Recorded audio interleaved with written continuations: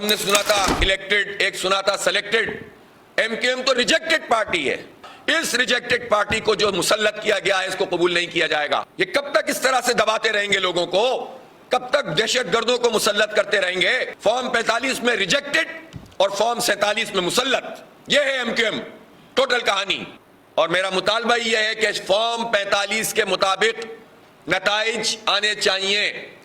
وہ فارم 45 جس پہ پریزائڈنگ افسر کے بھی سائن ہیں، جس پر پولنگ ایجنٹ کے بھی سائن اور انگوٹھے ہیں، اور اس قدر نااہل ہے یہ کرپٹ مافیا کہ یہ جال سازی بھی کرنے کے قابل نہیں ہے. پکڑے جائیں گے سارے کے سارے. ایک دفعہ سپریم کورٹ اس بات کا نوٹس لے لے. سب کی آنکھیں چیف جسٹس کے اوپر ہیں کہ آپ جب کہتے ہیں کہ آپ غیر جانبدار ہیں اور آپ کو ہونا چاہیے، جب آپ کہتے تھے کہ الیکشن شفاف ہونا چاہیے، جب آپ کہتے تھے کہ الیکشن 8 فروری کو ہونا چاہیے اور ہوا، تو پھر 8 فروری کے رزلٹ 9 فروری کو نہیں بننے چاہیے تھے، 10 فروری کو نہیں بننے چاہیے تھے. 8 فروری کا رزلٹ 8 فروری کے مطابق ہونا چاہیے تھا جس طرح لوگوں نے ووٹ ڈالا. تو اگر جسٹس فائز عیسیٰ صاحب اس کا نوٹس نہیں لیں گے تو قوم کیا سمجھے گی؟ اس لیے ہم یہ چاہتے ہیں کہ وہ جو بھی ان کا ڈیو پروسیس ہے، سو موٹو لینے کا جو بھی پروسیس طے ہوا ہے اس کے مطابق یہ قوم کے مستقبل کا معاملہ ہے. اس پر نوٹس بھی لیں اور فارم 45 کو بیس کریں، ان نتائج کو کلعدم کریں. ہم الیکشن ریڈو کرنے کی بات نہیں کر رہے. اگر ان نتائج کو کلعدم کر کے 45 فارم کو بیس بنا لیا جائے اور جو جعلی 45 فارم اب بنے ہیں ان کا تقابل جینوئن فارم سے کر لیا جائے، دیکھ کے چند چاول اگر رینڈم چیکنگ کر لی جائے تو یہ پورا فراڈ قوم کے سامنے آ جائے گا اور پتہ چل جائے گا کہ یہ قوم کے ساتھ تماشا کیا ہوا ہے. اس لیے جماعت اسلامی سٹینڈ کرتی ہے کراچی کے عوام کے ساتھ. اور ایک ہم نے سنا تھا الیکٹڈ، ایک سنا تھا سلیکٹڈ. ایم کیو ایم تو ریجیکٹڈ پارٹی ہے. اس ریجیکٹڈ پارٹی کو جو کراچی اور حیدرآباد کے اور سندھ کے عوام نے اس کو بری طرح ریجیکٹ کر دیا، اس ریجیکٹڈ پارٹی کو جو مسلط کیا گیا ہے اس کو قبول نہیں کیا جائے گا. اور نہ صرف یہ کہ یہ فارنزک آڈٹ کیا جائے بلکہ جو لوگ بھی اس کے ذمہ دار ہیں ان کو فکس کیا جائے.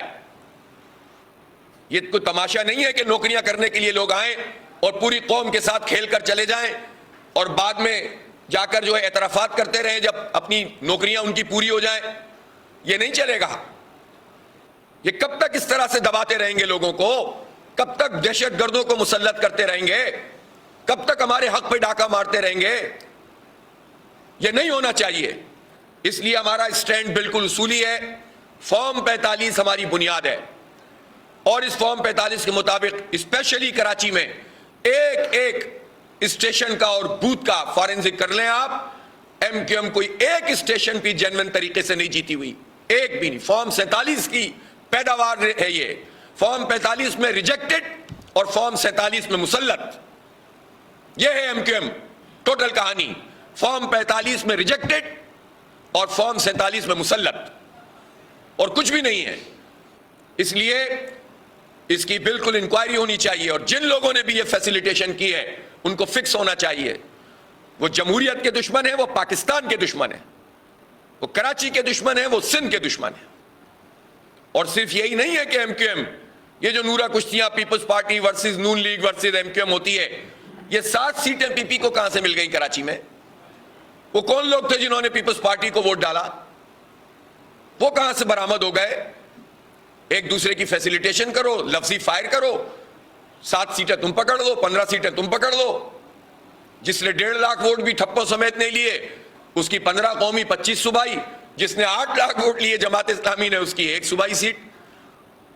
یہ کیا تماشا ہے؟ ووٹ تو پڑا ہے جماعت اسلامی کو یا پی ٹی آئی کو. یہ فارم 47 کہاں سے نکل کر ان سب ریجیکٹڈ لوگوں کو مسلط کر رہا ہے؟ اس لیے اس کو قبول نہیں کیا جائے گا.